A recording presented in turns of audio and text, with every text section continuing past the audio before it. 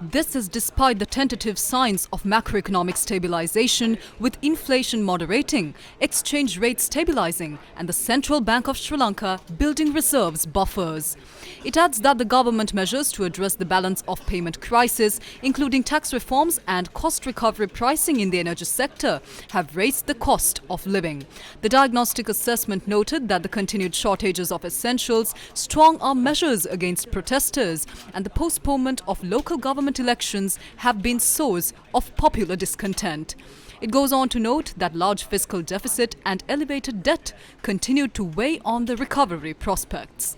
The diagnostic assessment reveals that the absence of visible progress on addressing corruption and holding officials to account for past behavior raises popular concerns that officials will continue to enjoy impunity for their misconduct. The GDA revealed systematic and severe governance weaknesses and corruption vulnerabilities across state functions, with particular macroeconomic impact in budget credibility, expenditure control, public investment management and control of spending, public procurement, management and oversight of state-owned enterprises, transparency of revenue policy and the integrity of revenue administration, the governance and legal frameworks of the central bank, the application of financial sector regulations, and clarity and security of land ownership and the integrity of the judicial sector. Corruption vulnerabilities are exacerbated by weak accountability institutions, including the Commission to investigate allegations of bribery and corruption that have neither the authority nor competency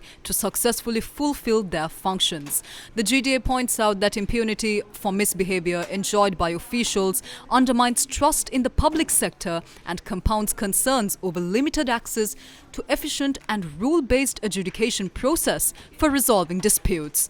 It noted that corruption vulnerabilities in public procurement remain high, and the absence of a public procurement law creates ambiguity in the legal framework and has contributed to high levels of political engagement in the selection of procurement winners, poor contract management, limited transparency, and a lack of oversight of procurement processes and outcomes. Establishing an advisory committee composed of independent experts on anti-corruption to assist in the nomination of CBOC commissioners and the Director General, publication of asset declarations for senior officials, including the President, Prime Minister and Ministers, on a designated website in line with anti-corruption law by July 2024, and amending tax legislation to eliminate or restrict ministerial authority, to introduce tax changes without prior parliamentary approval and ensure that such changes do not generate revenue losses, are a few of the 16 priority recommendations for Sri Lanka.